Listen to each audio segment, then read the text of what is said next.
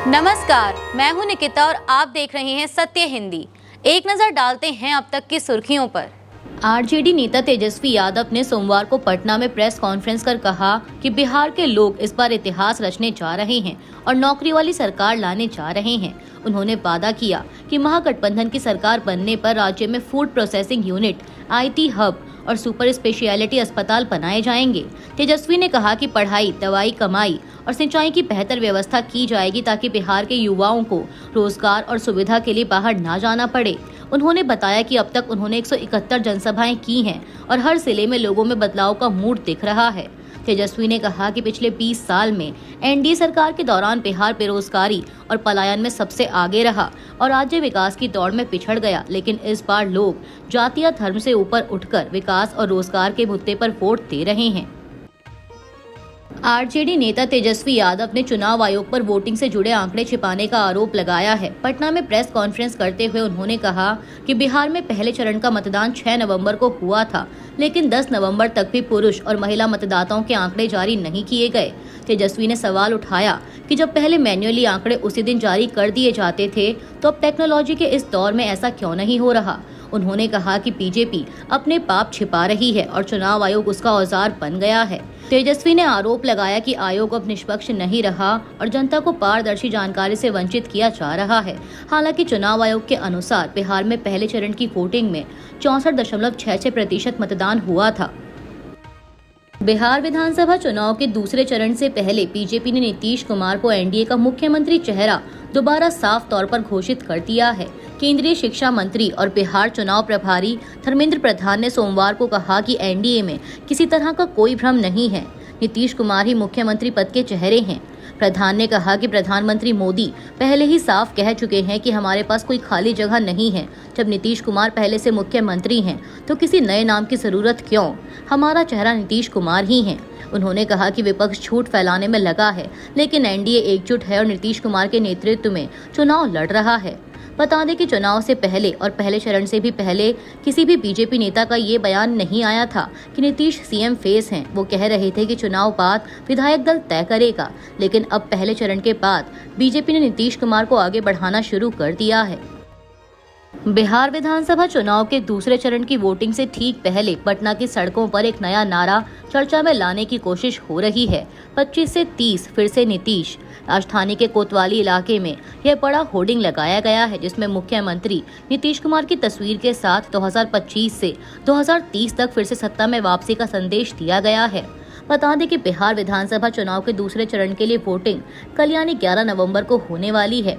जैसे जैसे वोटिंग की तारीख नजदीक आ रही है, पोस्टर वॉर और प्रचार अभियान और तेज होते जा रहे हैं। इससे पहले जेडीयू ने एक और पोस्टर निकाला था जिसमें एनडीए सरकार की जगह नीतीश सरकार लिखा था। बिहार विधानसभा चुनाव के दूसरे चरण के लिए प्रचार रविवार को थम गया। इस चरण में 122 सीटों पर वोटिंग मंगलवार को होनी है। सत्ताधारी एनडीए और विपक्षी महागठबंधन दोनों ने ही आखिरी वक्त तक मतदाताओं को लुभाने के लिए पूरी ताकत झोंक थी। नेताओं ने अपने अपने मुख्य वादों और योजनाओं को लोगों तक पहुंचाने की कोशिश की।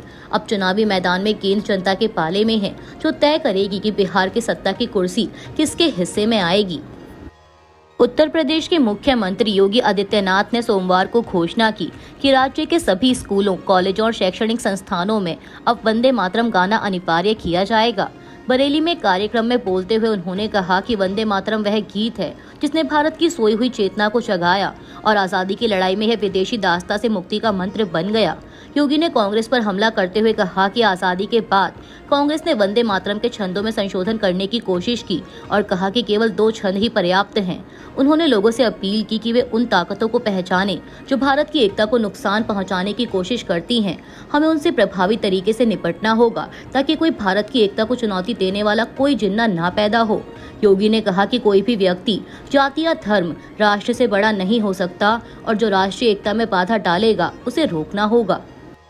चंडीगढ़ में पंजाब विश्वविद्यालय के सीनेट चुनावों की तारीख तय करने की मांग को लेकर हो रहे विरोध प्रदर्शन के दौरान पुलिस ने प्रदर्शनकारियों पर लाठीचार्ज किया। प्रदर्शन में छात्र, सिख संगठन और किसान यूनियन के सदस्य शामिल थे।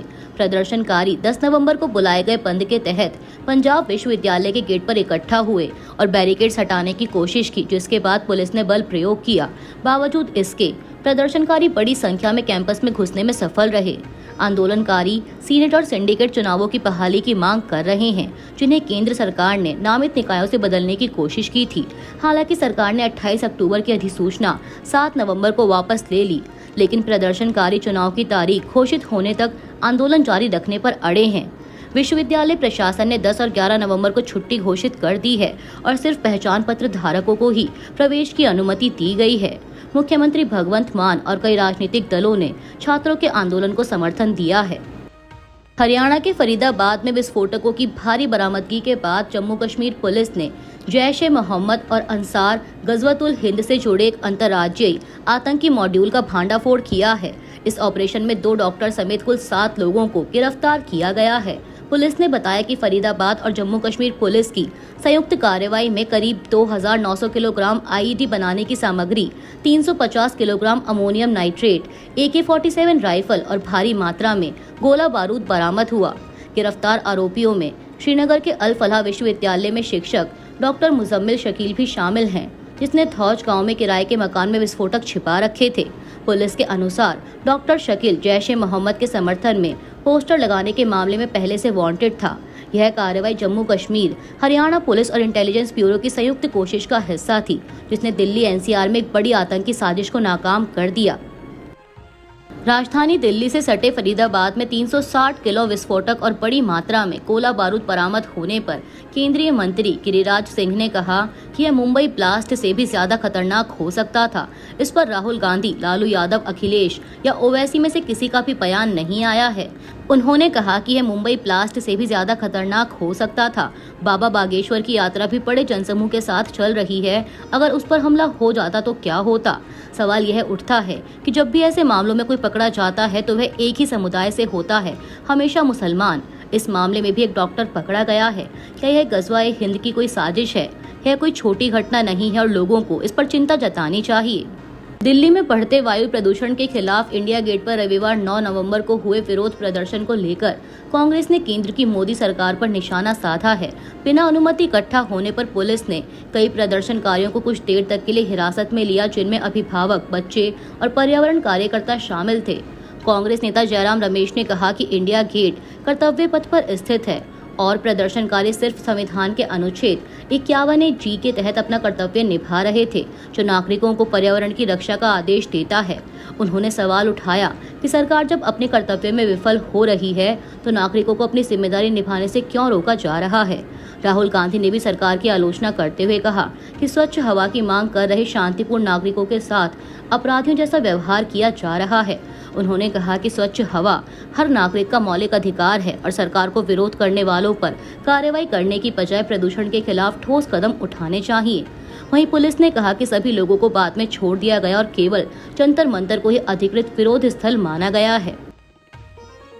केरल में स्थानीय निकाय चुनावों की तारीखों की घोषणा हो गई है। राज्य चुनाव आयुक्त ए शाहजहां ने बताया कि चुनाव 2 चरणों में होंगे।